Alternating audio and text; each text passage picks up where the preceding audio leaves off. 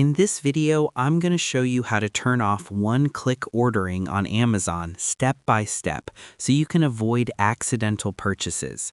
If you've ever tapped Buy Now by mistake, this guide will help you prevent that from happening again.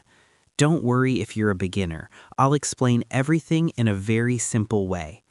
Let's get started. Step 1. Open Amazon and sign in.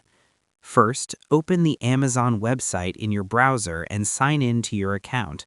It's important to use a web browser for this because the mobile app may not show all one-click settings clearly. Step 2. Go to Your Account. Once you're logged in, hover over or tap on Account and Lists at the top right corner. Then click on Your Account. This will open your account settings page where you can manage payments and ordering preferences. Step 3. Find one-click settings. Scroll down until you find the section related to ordering and shopping preferences. Look for an option called One-Click Settings or One-Click Preferences. Click on it. Step 4.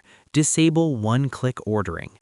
Inside the one-click settings page, you'll see your default payment method and shipping address linked to one-click purchases.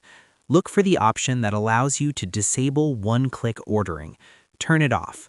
On some accounts, you may need to remove or edit the default payment method linked to one-click to fully prevent instant purchases. Step 5. Confirm the changes. After disabling it, make sure the setting shows that one-click is turned off. Now, when you shop, Amazon will take you through the full checkout process instead of placing the order instantly. Extra tip. If you're shopping from your phone, you can also disable quick purchase options inside the app settings.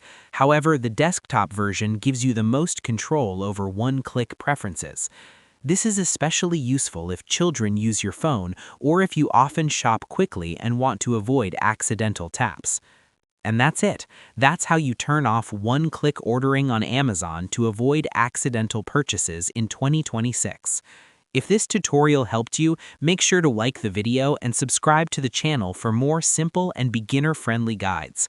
Thanks for watching, and I'll see you in the next video.